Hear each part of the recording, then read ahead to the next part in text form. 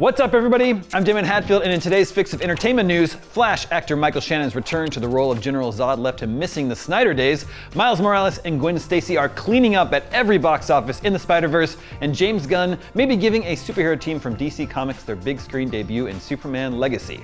Let's get into it.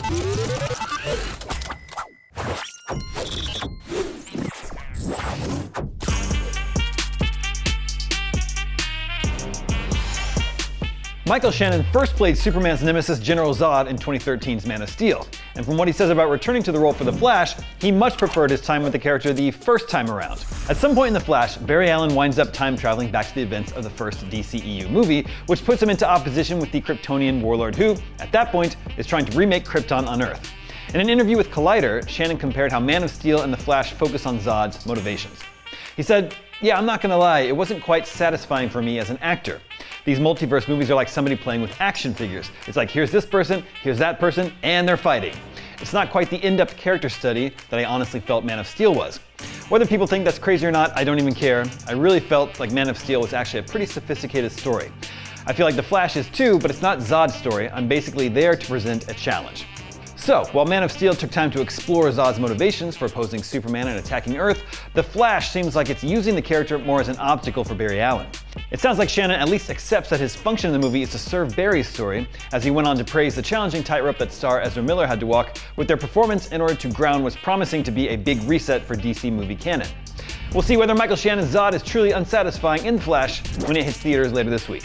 Spider-Man Into the Spider-Verse was enough of a hit commercially and critically to get a sequel, and it's only taken 12 days for that sequel to outgross the original. Spider-Man Across the Spider-Verse crossed $390 million over the weekend, which means by the time of this taping, it's almost certainly past $400 million. That's compared to the $377 million that Into the Spider-Verse made during its entire theatrical run.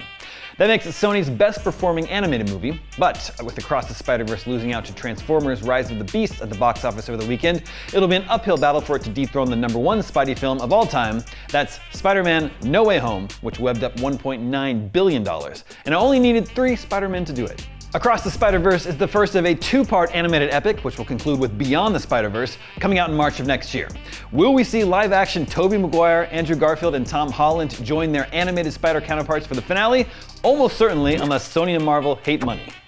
And finally, James Gunn's Superman Legacy is the first film of DC Studios' revamped DCU, but from the sound of it, the Justice League won't be the first superhero team to come off the bench. According to The Hollywood Reporter, not only will Gunn be casting Clark Kent, Lois Lane, and Lex Luthor in the coming days, but also members of The Authority, a group of heroes who are much less precious about things like collateral damage and the value of human life when it comes to achieving their goals. It's not entirely surprising that we'll see heroes from The Authority debut in Legacy, given that Gunn already announced that a movie focused on the group will be coming as part of the DCU's Chapter 1 Gods and Monsters. As an MCU veteran, Gunn's no stranger to sustaining characters and plot threads across multiple superhero movies. It's part of why he was hired to run DC Studios in the first place. And his penchant for elevating lesser-known characters to superstar status is well established. Look no further than the legacy of one Rocket Raccoon for proof of that. Superman Legacy hits theaters on July 11th, 2025. And that was your entertainment fix. I'm Damon Hatfield, and thanks for watching. Now that you're caught up on the news, check out a review of The Flash. Download the IGN app on all your devices, and for all things everything else, IGN.com.